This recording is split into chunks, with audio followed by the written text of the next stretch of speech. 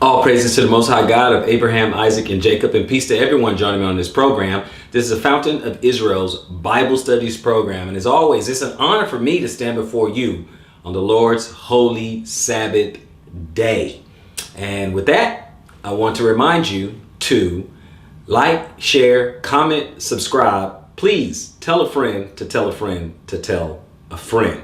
Don't forget to smash that notification bell because I do not want you to forget any of our lessons or miss any of our lessons.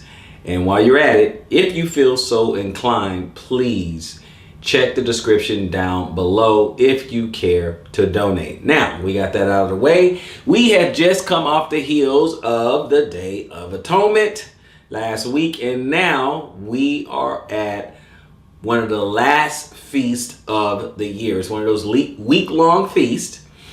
And obviously the first day is a solemn assembly, it's a holy day, and then the last day. So the first day we're talking about the Feast of Tabernacles or Sukkot, okay? The Feast of Tabernacles. So we want to observe that, we want to break it down, we want to go into the scriptures, we want to see what it is all about. We want to see what we're missing. What is the Most High trying to tell us about the Feast of Tabernacles? Okay, so spoiler alert, he's talking about the ingathering.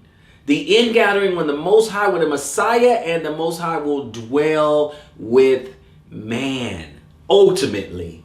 Okay, we have 1,000-year millennial reign where we will have the Messiah with us. And then at the end of that, and we had that lesson at the end of the tabernacle, the last day of the tabernacle, we call it the 8th day, okay? And that will explain when we have both the Father and the Messiah. But to begin with, we have the tabernacles, right? So we're going to look at that as the ingathering. That's when the brothers and sisters, when we dwell together with the Messiah, it symbolizes that, okay? The gathering of his people. And we're going to look at that. So with that, we're going to start where we always start, or we usually start in the feast, which is Leviticus 23. That's where we find all the feasts.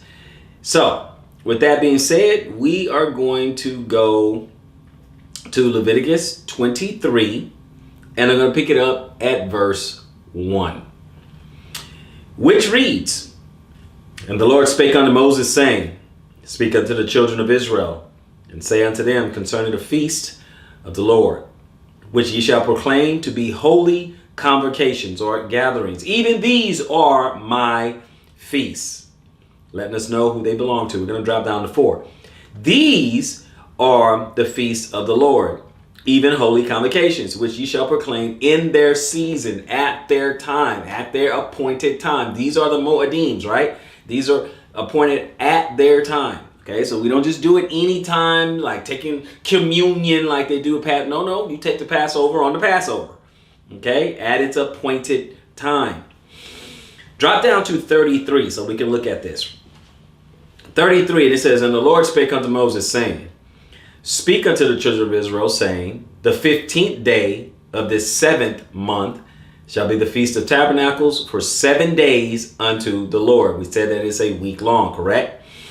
35, "And on the first day shall be a holy convocation, and ye shall do no servile work therein," meaning no work for money. So take the day off, okay? No work for money. "On the first day, 7 days, ye shall offer an offering made by fire unto the Lord. On the 8th day shall be a holy convocation unto you." Okay, so now for our 7 days, we don't offer an offering made by fire. We have the Messiah, okay? But we're still looking at it, trying to understand it, rehearsing the matter, right? "And ye shall offer an offering made by fire unto the Lord. It is a solemn assembly, and ye shall do no servile work therein." So, as we see, the first day, don't go to work. Take the day off. The last day, ladies and gentlemen, take the day off, okay? In between, that's fine. Now, we're supposed to have a feast, every day, okay, on these particular days. But the first day and the last day are solemn assemblies, all right? So, with that, we're going to go ahead and jump into Deuteronomy 16. We're going to go Deuteronomy 16. So, we're going to pick it up at verse 16. Right? And it says here, 3 times in a year shall all thy males appear before the Lord thy God in the place which he shall choose, in the feast of unleavened bread, in the feast of weeks, which we call Pentecost, and in the feast of tabernacles, which is what we're observing right now, right? So the feast of unleavened bread, which we're talking about Passover, which kicks off the feast of unleavened bread, and the feast of Pentecost, or the feast of weeks, and in the feast of tabernacles. And they shall not appear before the Lord empty. That's where we're supposed to all gather together. This is why you have some communities, you have some Israelite communities that gather together. They go on someone's land and they get together and they have a feast, right? In the land that they shall choose, right? Because these particular feasts, these were happening before they had Jerusalem. Okay, this is why they rehearsed the matter. For the naysayers out there who saying, yeah, well, they're not doing it right. You can't do it. Da da da. We get that. It cannot be done perfectly, but please remember, when we're reading in Leviticus and Deuteronomy, and Numbers and all that, they're not in Jerusalem yet, and yet they're keeping the feast. Okay, so stop. All right. So that's why we say we are just rehearsing the matter. We're going through it like the Civil War reenactment. We're kind of going through it. Why? Because when that day comes, we will recognize it. We will not just be reading it and having head knowledge. We're walking through it. Dress rehearsal, kind of going through it. We recognize it. You start to understand the signs of the time. This is for our spirituality. This is that wax on, wax off. This is that showing us earthly things so we can understand the heavenly. Don't get me wrong. If some of you people you don't want to do it, you don't want to observe it, okay, that's on you. That's fine. Okay. All right. But don't marginalize or minimize some people who actually want to do this. Don't do that. There's people out there they've been throughout the years. They've called me all the time. Where can I go? What can I do? Wanting to know because they want to live it. They don't want to just read it. They want to live it. Get closer to the Most High. They want to put forth an effort. Oh, they're trying to merit their way into heaven. No. They're not trying to merit their way into the kingdom. They're trying to be obedient. They're trying to put forth an effort. They're doing their best.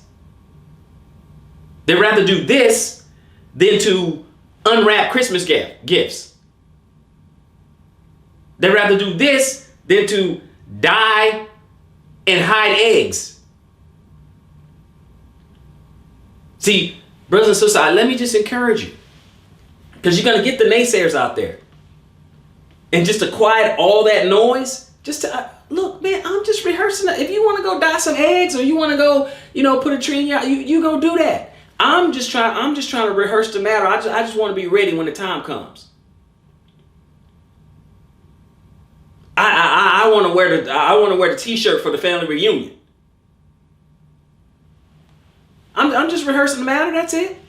I know where I am. I know I'm not in Jerusalem. I know that. Just let them know. Just cut it right off. I know that. I know that.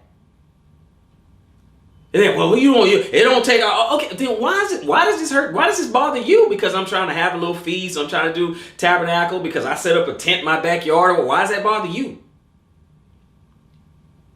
Because I want to go and be around my people and we, talk about the things that are Most High, talk about heavenly things for the next 7 days. Why does that bother you? So you just head them off at the pass, brothers and sisters. That's all you got to do.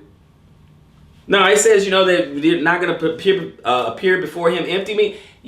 Bring something to the feast. It's like, think of it like potluck. It's what we do today, right? Think of it as potluck. Bring something. Don't come empty-handed. Don't come empty-handed. Insist on bringing something, doing something. Right? If you and a couple of families get together, some of you guys, you might not be able to go to some property somewhere or whatever. Hey, do it in someone's backyard. Find somebody who has a backyard and say, hey, look, we're gonna let's just set up some tents. Okay? On the first day and the last day. The other days, hey, I'm gonna go to work or whatever, but then when I get off, we're gonna come back over here, get on some tents. We're gonna have dinner every day. We're gonna talk about the things of the Lord. It's not that hard.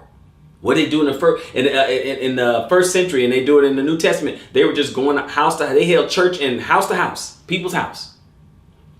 Don't overcomplicate them, brothers and sisters. Don't do it. Don't overcomplicate it. It's okay. It's okay. 17, every man shall give as he is able according to the blessing of the Lord thy God, which has given thee. What he has given you. So put it together. If you have a home, invite a couple of brothers and sisters over. If you don't know anybody, okay, do it with your family, you and your family. Just rehearse the matter. Just to do what our ancestors did. Just to experience it. Just to have an idea, just a taste, a sampling. You're doing it just to be obedient. You're doing it to be in the spirit. You're going through the matter to be in the spirit, to feel what they felt, to at least have an idea. Go to Exodus 23. Exodus 23, I'm going to pick it up at 14. It's talking about what we just talked about in Deuteronomy. But look at it. Look what he says over here in Exodus 23, 14. He said, 3 times thou shalt keep a feast unto me in the year. 3 times you're going to keep a feast unto him in a year. And then he tells us, thou shalt keep the feast of unleavened bread, kicking off by Passover, right? Thou shalt eat unleavened bread 7 days, as I command thee, in the time appointed of the month Abib. For in it thou camest out of Egypt, and none shall appear before me empty. So you're gonna have to come with it. Okay? You have to come with it. Okay? How you are blessed. And he told you why you're gonna do it. It symbolizes, you coming out of Egypt. You're coming out of bondage, you're coming out of sin, you're coming out of idolatry. It symbolizes these things, right? So it's telling you exactly why we're doing what we're doing. And then he says in 16, and the feast of harvest, the first fruit of thy labors, right? And the first fruit, it grows after weeks, right? You plant the harvest comes weeks after you plant the seed, right? These are weeks. Which thou hast sown in the field, and the feast of ingathering. So he's still talking about the same 3. The same 3. He didn't switch it up and give you a whole nother set of 3. So it's not 6 times. No, he said 3 times. And he said what they were. They just go by different names. Right? Which is in the end of the year, when thou hast gathered in thy labors out of the land. Okay? Gathered in thy labors out of the land. Okay? So he said 3 times a year, we need to get together with one another and have a feast in honor of him. This one in particular symbolizes the ingathering, the dwelling with one another. Being together. That's why they got all these tents and got together and try to be in close proximity. Brothers and sisters, don't fret. Some of us, you won't be able to do that. You won't be able to dwell with someone all the time, but you do what you can. You do what you can. You just try. Just do what you can. Oh, I live in an apartment. Oh, okay, get a tent, put it in your living room. Okay, if it's just you. Okay, all right. You just do what you can. You just trying to rehearse the matter. That's it. That's all you're trying to do. That's all you're trying to do. Right? You know why? Because when we were the Sunday Christians, look at all the effort and energy you put into, and don't get me wrong, I know that you were taught that. You were taught by your parents, and your parents were taught by their parents, and so on and so forth. It's just tradition. But look at all the energy you put into dyeing all these eggs and go hide and put on your Sunday's best and going to church and all that. Look at all the effort and the zeal you did with that. Now, I know some of you guys will be like, I've never really cared. I get it, but you get my point. Look at all that zeal you did by going into debt, for Christmas and buying all these gifts that don't really amount to much of anything. Dragging trees in your house and decorating and stuff. Look at the energy you put into that. And all the Christmas gifts and all. Look at all that energy you put into that. You're not going to put any energy in the holy days that the Most High prescribed for us. No energy. You got no smoke for that. This is what I'm talking about. We did all that other stuff. Now I know a lot of us we did it in our ignorance. I get it. I'm not getting on. I was on it too. I celebrated Christmas too way back when. Okay, I get it. But I'm not about to just have more energy for that and have no energy for this. That's all I'm saying. Because we all got zeal. We got zeal for something. Where are you going to place that zeal? Where are you going to put it? What are you going to do with it? Now, don't get me wrong. There's some people out there that do nothing. They do absolutely nothing. Oh, I just read and I just study. I just read and I just study. And they hey, that makes them feel good. That satisfies their conscience. They're good with that. Okay, fine. Okay. But to know and not to do is not yet to know. It's like I know what the commandments are, but I don't do it. Isn't that pretty much what Christians do? Yeah, I know that hurt some people's feelings, but doesn't most Christians say you don't have to keep the law? And they know what some of them are, right? They at least know what the 10 are. But they say, well, we're not under that. So you know it, but you're not going to do it.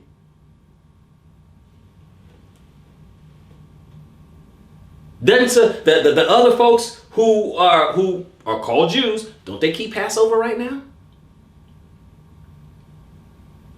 Don't they keep Pentecost? Don't they keep Shavuot and Yom Kippur? Don't Peshat? Don't they keep these holy days?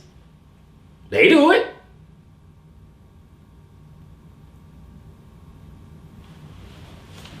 Let's keep it moving. Let's keep it moving. If you don't want to do it, just say you don't want to do it. And I'm not talking about you guys who actually want to do it and actually want to put forth an effort, who actually wants to place your zeal in something that the Most High would approve of. I'm not talking to you guys. I'm talking about the ones who want to object to everything. They want to throw everything out. Just okay, no. I mean, yeah, I gave up, those pagan holidays, but we ain't got to do holy days either. Oh, okay, well, okay. All right, then just keep reading and doing nothing. Just keep having faith, no works. Let's keep it going. Leviticus 25. Leviticus 25. And when we get to Leviticus 25, I will pick it up at verse 1. Pick it up at verse 1. And the Lord spake unto Moses in Mount Sinai, saying, Speak unto the children of Israel, and say unto them, When ye come into the land which I give you, then shall the land keep a Sabbath unto the Lord. 6 years thou shalt sow thy seed, and 6 years thou shalt prune thy vineyards and gather in the fruit thereof. But in the 7th year shall be a Sabbath of rest unto the land, a Sabbath for the Lord. Thou shalt neither sow thy field nor prune thy vineyard. So now he's showing you that the Sabbath, that your land will also have a Sabbath. Okay, it's restarting, refreshing type thing, right? Teaching us something. We got to do something practical to learn something spiritual. Drop down to verse 8.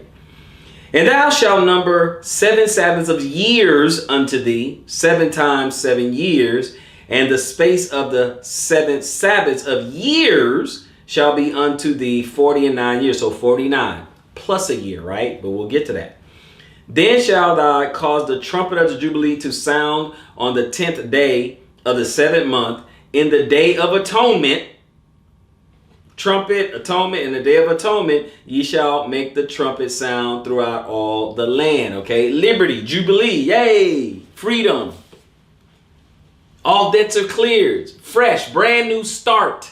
That's what we're going to have, right? When we're gathered together, when we're in our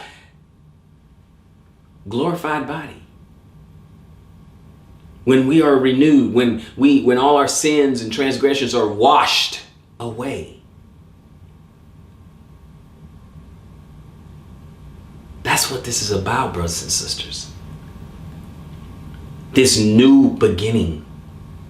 That's why we do this year by year. We at least pay attention to this year by year. That's why. So we can have an understanding of what's going on, understanding of the plan of the Most High Yah and his Messiah, Yeshua HaMashiach. This is why we do it. We're going to go to Matthew 24. We're going to go to Matthew 24. And when we get to Matthew 24, we will start it in 29. Matthew 24, starting at verse 29. You guys know where we're going with this, right? So we're going to be looking at the beginning of the end here. And it says here, immediately after the tribulation of those days shall the sun be darkened, and the moon shall not give her light, and the stars shall fall from heaven, and the powers of the heavens shall be shaken. And then shall appear the sign of the Son of Man in heaven, and then shall all the tribes of the earth mourn, and they shall see the Son of Man coming in the clouds of heaven with power and great glory. Let's see what happens next in 31. And he shall send his angels with a great sound of a trumpet, and they shall gather together his elect from the four winds and from one end of heaven to the other. The gathering. That's when the gathering begins, brothers and sisters. We're looking at the beginning of the gathering. Okay, so we're going to go to Isaiah here in a minute. You're going to join me over in the Old Testament.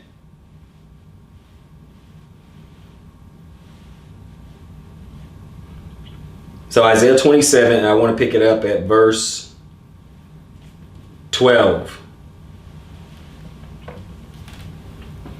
Which says, and it shall come to pass in that day that the Lord shall beat off from the channel or the river unto the stream of Egypt, and ye shall be gathered one by one, O ye children of Israel, being gathered.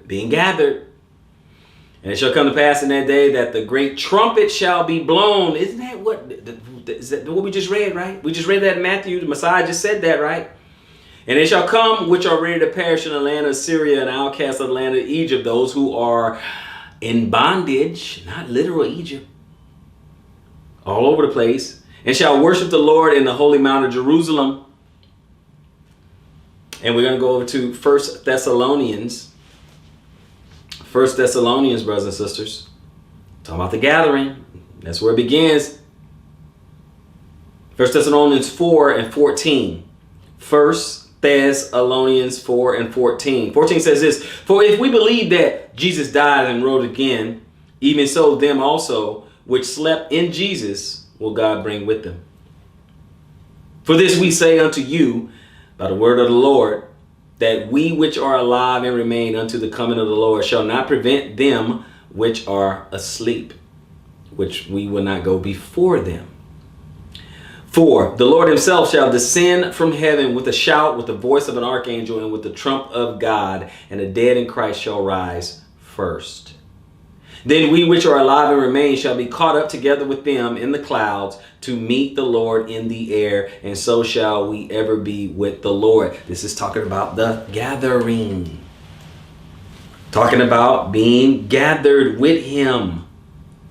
Being gathered. We're going to go to Zechariah.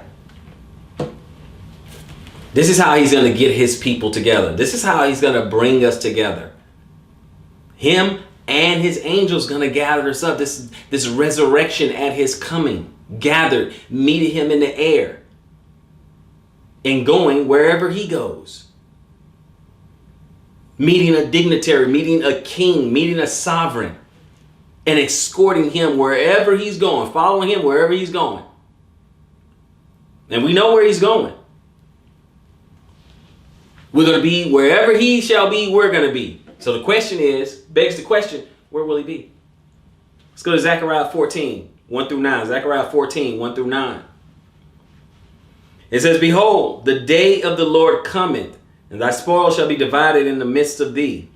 For I will gather all nations against Jerusalem to battle.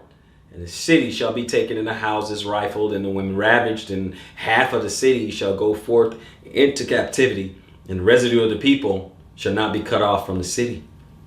Then shall the Lord go forth and fight against those nations as when he fought in the day of battle, right? So it's time to go to work when he get here, because he's not coming here to play. We know that. We know his second coming is not to play. We know the first coming was the lamb. He was gentle and loving and trying to gather, like a mother hen, try to gather all the chicks under his wings, and whoever was going to come was going to come. Inviting everybody to the wedding.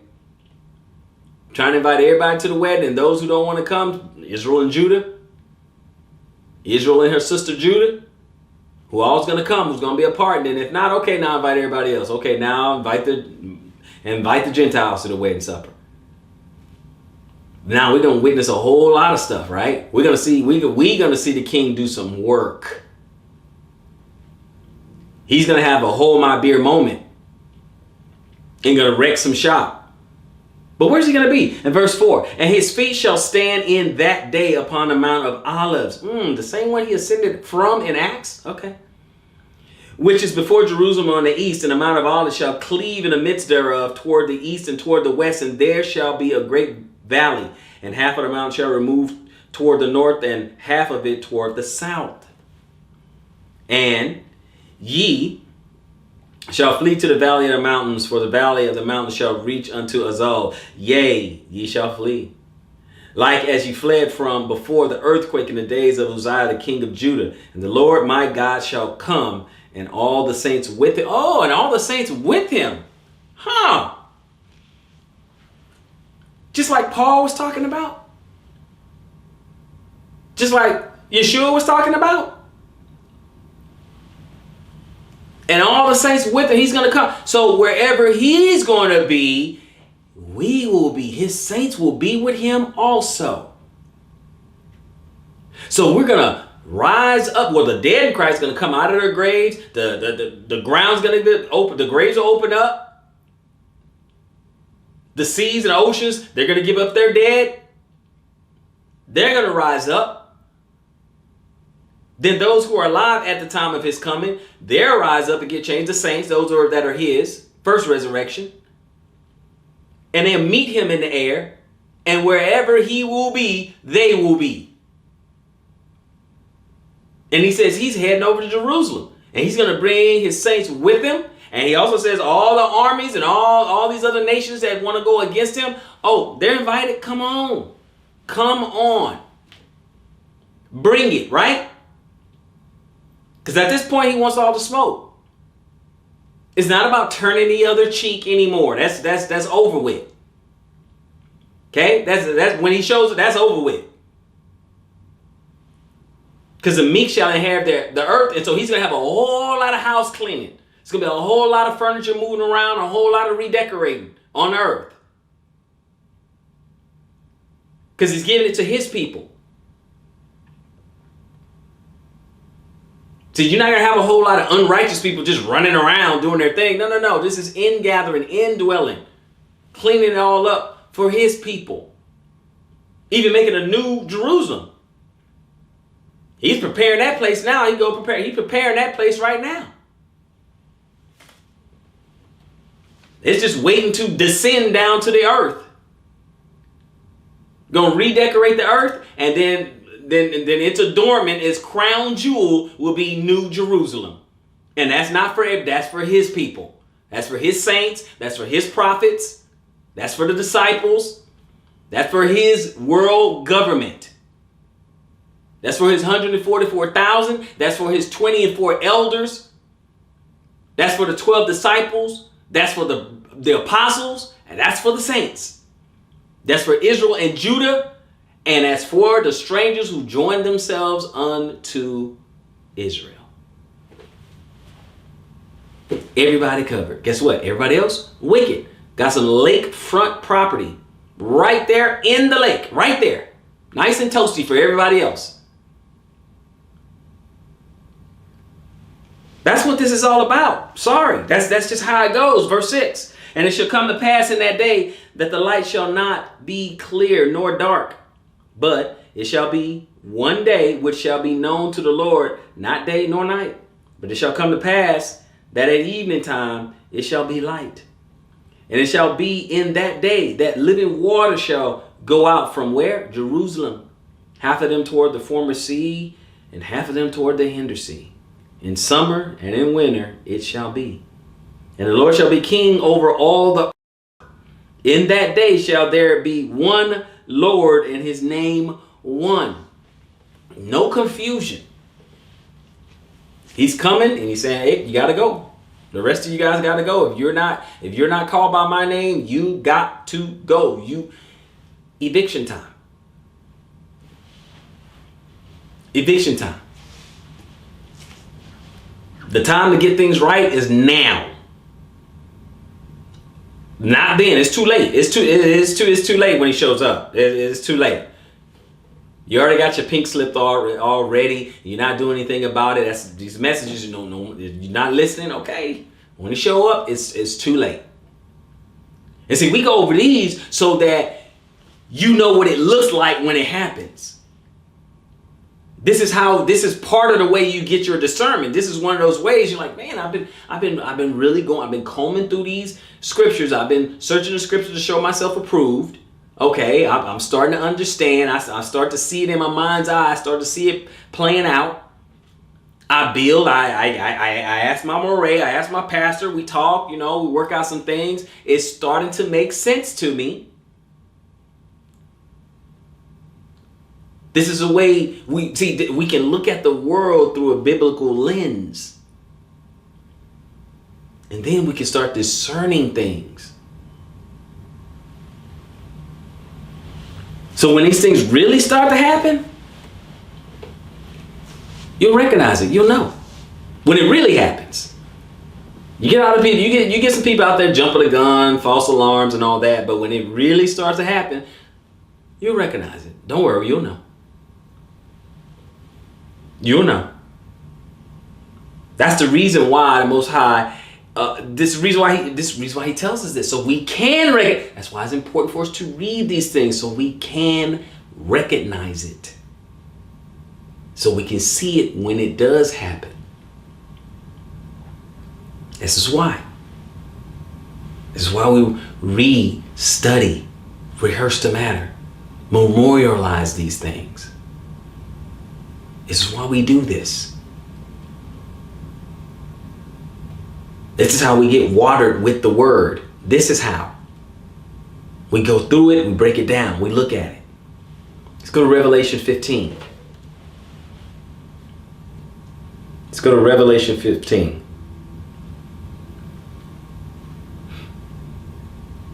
And when we get to Revelation 15, we'll pick it up at verse 1. First 4 verses. And I saw another sign in heaven, great and marvelous, 7 angels, having the 7 last plagues, for in them is filled with the wrath of God. And I saw, as it were, a sea of glass mingled with fire, and them that had gotten the victory over the beast, and over his image, and over his mark, and over the number of his name, stand on the sea of glass, having the harps of God. And they sing the song of Moses, the servant of God, the song of the Lamb, saying, great and marvelous are thy works. Lord God Almighty, just and true are thy ways, thou King of saints. Who shall not fear thee, O Lord, and glory thy name? For thou only art holy. For all nations shall come and worship before thee, for thy judgments are made manifest. It is evidence. Who's not going to show some respect? Who's not going to worship you? You are great, you are sovereign, you are powerful, you are holy. And all you have done is plain for everyone to see. You are the King of saints. This is the Most High right here.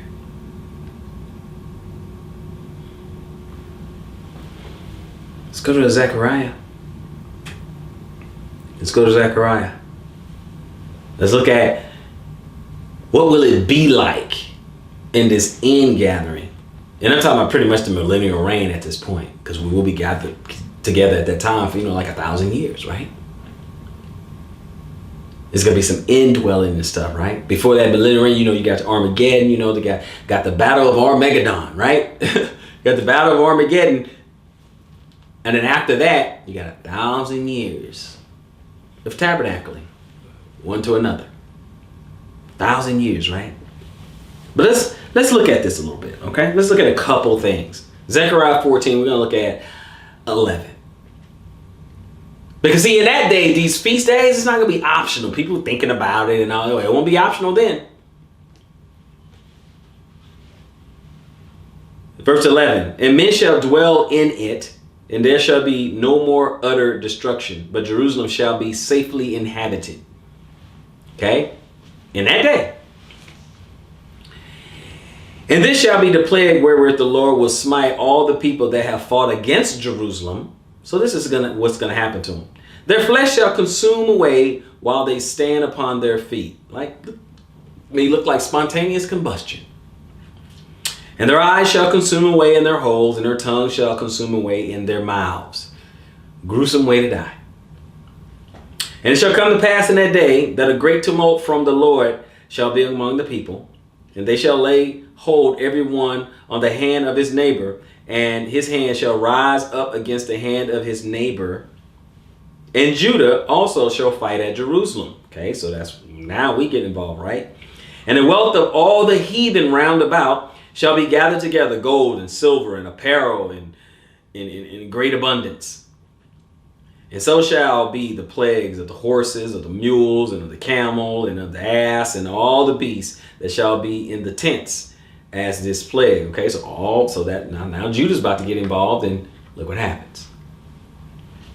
16. And it shall come to pass that everyone that is left of all the nations which came against Jerusalem shall even go up from year to year to worship the King, the Lord of hosts, and to keep the Feast of Tabernacles. This is the one we're talking about. In that day, see, you guys, you getting a head start. You at least say, okay, yeah, we need to gather together. We need to think about the things that are most high, build each other up and have a good time, celebrate the fact that we're part of his plan of salvation and stuff. I know we're not in Jerusalem or anything, but hey, this is what we're working on. This is what we're working towards. This is one of our blessed hopes that we will be in that one day, and we see what's happening, right? We see what's happening. In 17. And it shall be that whosoever will not come up of all the families of the earth unto Jerusalem to worship the King, the Lord of hosts, even upon them shall be no rain. That means you don't eat, because without rain, crops don't grow. So we're not gonna have the whole box food on the shelf. There's not. Sorry guys. It won't be crafts and it just won't be there. You won't see the Nor. You want to see the box with your hamburger helpers. That just won't be around in that day. Sorry, you just can't do the your Del Monte's won't. You won't have those things. You're gonna get back to real food. What can I tell you? Sorry, no McCormick. It's just not gonna be there. It's just not. Green Giant, nope, sorry. It's gonna be out in the field. Some of our brothers, that are growing their own food, that already got a head start. The guys who are doing the homestead, they already got a head start. If over 50% of what you eat is coming right off your land from your fields and your cattle and your chickens and eggs and all that, you so far ahead of the game, it's not even funny. You're so far ahead of the game already. Okay, but like it says, even upon them shall be no rain. And if the family of Egypt go not up and come not, that have no rain, there shall be the plague wherewith the Lord will smite the heathen that come not up to keep the Feast of Tabernacles. So if you don't come and do the Feast of Tabernacles, you still think it's an option now? Do you think it's an option at this time? I know what you think now. What about right here? What about in this day? Is that optional then, or? Mm-hmm. Yeah, we're gonna have you don't have a choice then, right? Where we stand in this day? Where are we? See, this is why we pay attention to it. We pay attention to it because it won't be new for us. I mean, the only thing new is that we'll be doing it correctly. But we're already trying to do it. We're already trying to, like little children play pretend, like your daughters, they play little tea party and stuff like that. Like your sons, they play, little superheroes and firemen and all and police officers and all that stuff, playing that, just pretending, just rehearsing the matter, and then the real deal comes later. Same thing. Oh, we're rehearsing it right now, but then the real deal. But at least we're gonna recognize it. At least then it won't seem so burdensome. We'll just like, okay, well now we're doing it right because we have the Messiah leading us, letting us know. May have a prophet telling us, somebody who know, or maybe you know. But at least we'll do it right then. But it won't be the news like, yeah, we gotta do Tabernacles, yeah. Hey man, you going to Tabernacles? Yeah. That's not even a question. Yeah, I'm going to Tabernacles. King said so. Gotta go. Pack up. Let's go on over to Leviticus 25. Read one verse. Leviticus 25, verse 10. And ye shall hallow the 50th year. That's when we were talking about that year of Jubilee, right? And proclaim liberty throughout all the land unto all the inhabitants thereof. And it shall be a jubilee unto you, and ye shall return every man unto his possession, and ye shall return every man unto his family. This is freedom. Taking off the shackles, breaking the yoke. Complete liberty. In the year of Jubilee, it's over. Fresh start. See, sometimes the Most High He gives us an idea that we'll have a myopic view. He might give us something in a microcosm, give us a little something that's just small enough or simple enough so that we can understand. So that when the real comes, when the realization of the actual factual shows up on a larger scale, we understand. We get it. Oh, this is bigger than my backyard. Oh, this is bigger than my brother's 10 acres. Yeah, it is. Yeah. Yeah. I'm no expert, but I'm willing to bet that, New Jerusalem and the outer courts is probably going to be bigger than your brother's 10 acres. Is it just a guess? Just a guess. Let's keep it going. Leviticus 23. Let's look at it. Leviticus 23, we're going to go to 39. It says, also in the 15th day of the 7th month, when ye have gathered in the fruit of the land, ye shall keep a feast unto the Lord 7 days. So we dealt with the 7-day thing, right? And on the first day shall be a Sabbath, and on the 8th day shall be a Sabbath. That's why the next lesson will be the 8th day, right? We're just calling it the 8th day. It's part of Tabernacles, just calling it the 8th day, right? And ye shall take ye on the first day the boughs of goodly trees, branches and palm trees, and the boughs of thick trees, and the willows of the brook, and ye shall rejoice before the Lord your God 7 days. This is how you're going to make your tents, right? You're going to get your tents ready to go, and you're going to rejoice, celebrate every day. Have a good time. It is the cookout for a week. Having a good time. First day, don't go to work. Have your feast. Enjoy your family. Enjoy your brothers and sisters. Have a good time. Next day, hey, go to work for the next 6-7 days. All right. But come back. Have a good time. Feast some more. Party. Eat, drink, be merry. Rejoice before the Lord. You know what a feast is? That's a lot of food. You know what rejoice is? Happy. Be glad. We know how to do that. Okay, so do that. That's why I say you have the energy for the other stuff, but you don't have energy for this. He's telling you to be happy. He's telling you to party, feast, rejoice, celebrate. I'm just trying to help you guys out. Let's go on over to Nehemiah chapter 8. Nehemiah chapter 8. We're going to go to 14. He said, and they found written in the law, which the Lord had commanded by Moses, that the children of Israel should dwell in booths in the feast of the 7th month. Talking about the Feast of Tabernacles. They figured that out, right? Because they were in captivity for a while, and then they come out of captivity. And they're like, man, we need to get back to that. They start reading the Torah, and they were like, man, we got to get back to this. He read where we should be dwelling in booths. Okay? Probably read Leviticus like I just read, right? They got back to that and it's like, wait a minute. And that they should publish and proclaim in all their cities and in Jerusalem. Look at that. Not just Jerusalem. Not just Jerusalem. So in all their cities and in Jerusalem. Dun, dun, dun. Plot thickens, right?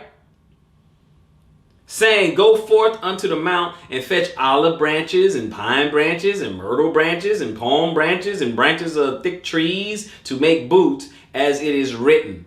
So in their cities and in Jerusalem. So why can't, never mind. Let's keep going. 16. So the people went forth and brought them and made themselves booths or tents, right? Every one upon the roof of his house and in the courts, right? In your backyard, stuff like that. And in the courts of the house of God, okay, all over. And in the streets of the water gate and in the streets of the gates of Ephraim. All over. All over. Just all over. And all the congregation of them that were come again out of the captivity made booths, right? Because they were in captivity, but now they're not anymore, and sat under the booths. For since the days of Jeshua the son of Nun, right, telling Joshua, unto that day had not the children of Israel done so, and there was very great gladness. Very great gladness. 18. Also day by day, from the first day unto the last day, he read in the book of the law of God, he read the Torah, and they kept the feast 7 days, and on the 8th day was a solemn assembly according unto the matter, according to what they read. They did that. All their cities and Jerusalem, they did it on the rooftop, and they did it in the courts and the water gates. They built a booth everywhere. Because, hey, we hadn't done it before. Since you woke up, since you came out of the strong delusion that is Sunday Christianity. Some of you may have been Muslims. Since you came out of the strong delusion of your other religion or your other gods, have you been keeping it? Have you thought about it? That's why I said, just go get a tent. Just get a tent. Just sleep in a tent. Start with that. So, I can't do it right there. Okay, do a little bit better next year. If the Most High keep you alive for another year, do it a little bit better next year. And then after that, do it a little bit better after that. And keep going. This righteousness is a walk, not a step. Because you're putting forth an effort to be obedient. That's it. That's the Most High's love language. Obedience. That's the one he hears loud and clear. Loud and clear. When you start doing the things that he wants you to do, think about it. When you just did a lesson of atonement, if you didn't, go back and look at that lesson. But if you did the lesson of atonement, like when he said, if you do the fast that I want you to do, then I'll hear from heaven. When you do the type of fast I want you to do, when you help out feed the hungry and help out the poor, clothe the poor and stuff like that, then I will hear from heaven. Then I will hear you when you call me. Obedience, that's it. He hears that so loud. He hear it. He sees you. It's in 4K. No, it's 10K. When you do some obedience, think about it. When you do something wrong, when you sin, when you go astray, when you stumble, okay? I don't want to beat you up. When you stumble, because we all fall sometimes we don't even want to talk to the Most High. We want to hide ourselves. Because we feel shame, we feel guilty. That's normal. Because he's holy, he's righteous, he's set apart. And we feel bad. That means you still have a conscience. You scarcely even want to ask for forgiveness because you know you messed up. But guess what? When you come boldly before the throne of grace after you have been obedient, it's okay. Now, I'm not saying when you mess up not to come to the Most High. Of course you need to come to the Most High anyway. But you see the difference when you do something out of obedience, when you do what you should be doing, you can have a certain boldness.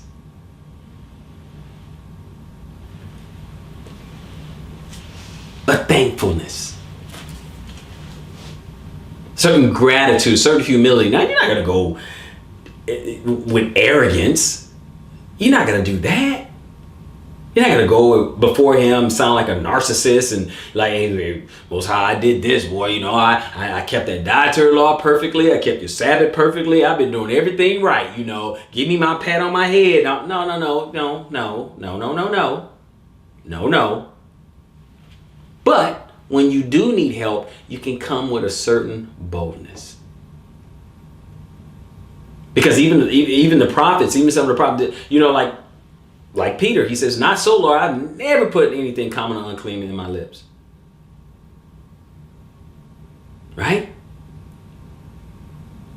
Like the prophets, like the other prophets of the Old Testament, he's like, look, who have I defrauded of their money or stolen from them or anything like, can anybody lay any of that to my charge? Because they know they've been obedient. Right? So it's okay. You've been walking it, that's okay.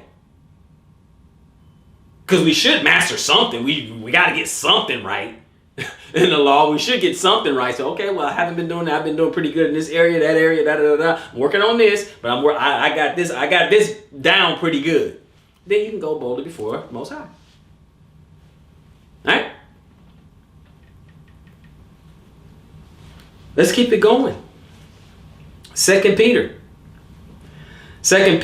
1, and we're going to start at 13. 2 Peter 1 will start at 13. And he says, yea, I think it meet as long as I am in this tabernacle, speaking of his body, to stir you up by putting you in remembrance, knowing that shortly I must put off this tabernacle, talking about his body, talking about dying, even as our Lord Jesus Christ has showed me. Moreover, I will endeavor that ye may be able after my decease to have these things always in remembrance. Okay, we're talking about tabernacles. Now we're talking, see again, show us something earthly to learn something spiritual, and now we're shifting gears from a physical tabernacle, a building that we walk into, and or booths, and we're just talking about our bodies, right? 2 Corinthians 5. So Peter talked about it, but so did Paul or Shaul, right? 2 Peter 5, starting in verse 1. For we know that if our earthly house of this tabernacle were dissolved, if we die, we have a building of God, a house not made with hands, eternal in the heavens. For in this we groan earnestly, desiring to be clothed upon with our house, from which is from the heavens. Talking about that new glorified body, that house, that new tabernacle, right? If so, be that being clothed, we shall not be found naked, right? So that we are covered in righteousness, right?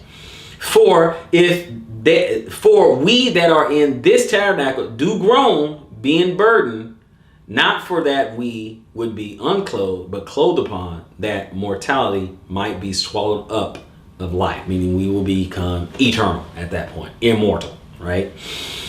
1 Corinthians 15.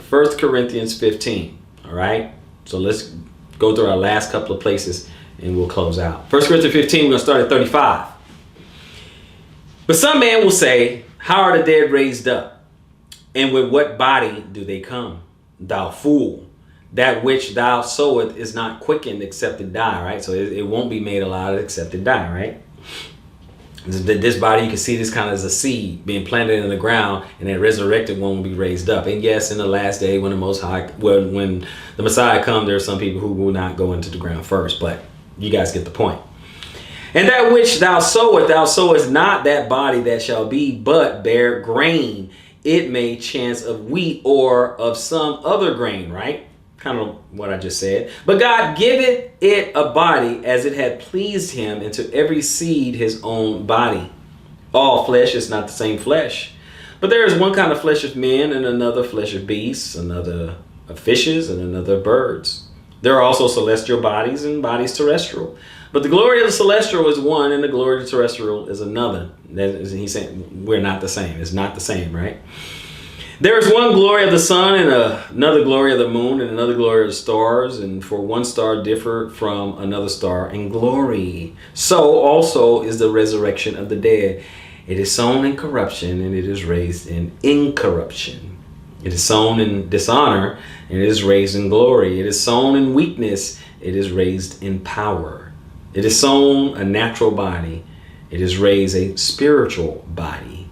And there's a natural body and there's a spiritual body. Let's drop to 47, if you will, brothers and sisters. For the first man is of the earth, earthy. The second man is the Lord from heaven. And as is the earthy, such are they also that are earthy. And as it is the heavenly, such are they also that are heavenly.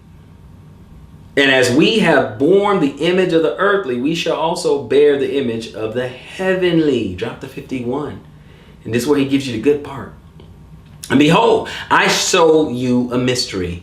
And we shall not all sleep, but we shall all be changed. And in a moment, in the twinkling of an eye, at the last trump, for the trumpet shall sound, and the dead shall be raised incorruptible, and we shall be changed. For this corruptible must put on incorruption, and this mortal must put on immortality. So when this corruptible shall have put on incorruption, and this mortal shall have put on immortality, then shall be brought to pass the saying that is written, death is swallowed up in victory. So let's go in our last few places here. Leviticus 23. Leviticus 23. Starting at verse 41. And ye shall keep the feast unto the Lord 7 days in the year, and it shall be a statute forever in your generations, and ye shall celebrate it in the 7th month. And ye shall dwell in booths 7 days. All that are Israelites born shall dwell in booths, that your generations may know that I made the children of Israel to dwell in booths when I brought them out of the land of Egypt, and I am the Lord your God. See, all that, that's for us. Still in Leviticus, drop back to verse 3. He said what? 6 days shall work be done, but the 7th day is the Sabbath of rest, a holy convocation, and you shall do no work therein. It is the Sabbath of the Lord in all your dwellings. And I went back to that one to show you that, the 6 days, that's how we're supposed to, he's modeling, he's showing us something. The 6 days, that's all we got. 6 days. 6 days of creation, 6 days of doing all the stuff that we're going to do as humans. On the 7th day, we're talking about that 1,000-year millennial reign, that ingathering. All we got is the 6 to get our act together. That's all we have. That's all that regular flesh has, right? Now, last part, how do we observe the feast? How do we keep the feast? Deuteronomy 14 and 22 gives us a clue. Deuteronomy 14:22, what does it say? It says, thou shalt truly tithe all the increase of thy seed, that the field bringeth forth year by year. And thou shalt eat before the Lord thy God in the place which he shall choose to place his name there. The tithe of the corn and of the wine and of thine oil and the firstlings of thy herds and of thy flocks, that thou mayest learn to fear the Lord thy God always. Fear and respect and admire and revere. 24. And if the way be too long for thee, so that thou art not able to carry it, all those things he just named, right? If you can't carry all that, or if the place be too far for thee, which the Lord thy God shall choose to set his name there, if you want to go to the land or Israelite community, right? When the Lord thy God has blessed thee, then shalt thou turn it into money and bind up the money in thy hand, and shall go unto the place which the Lord thy God shall choose. And what shall we do when you get there, Lord? 26. And thou shalt bestow that money for whatsoever thy soul lusted after. For example, for oxen, or for sheep, or for wine, or for strong drink, or For whatsoever thy soul desire, and thou shalt eat there before the Lord thy God, and thou shalt rejoice, thou and thine household. Everybody. Have a good time. Rejoice. We're all together. Ingathering. And that's what it means to be a part of the Feast of Ingathering. All of us dwelling together. Now, before I close out, let me go ahead and remind you to like, share, subscribe, tell a friend to tell a friend to tell a friend. Please don't forget to smash that notification bell, because I do not want you to miss any of our lessons. And if you feel so inclined and you feel like you have been edified, to donate, check the description box below. So, until next time, search the scriptures and prove all things. Shalom, Israel.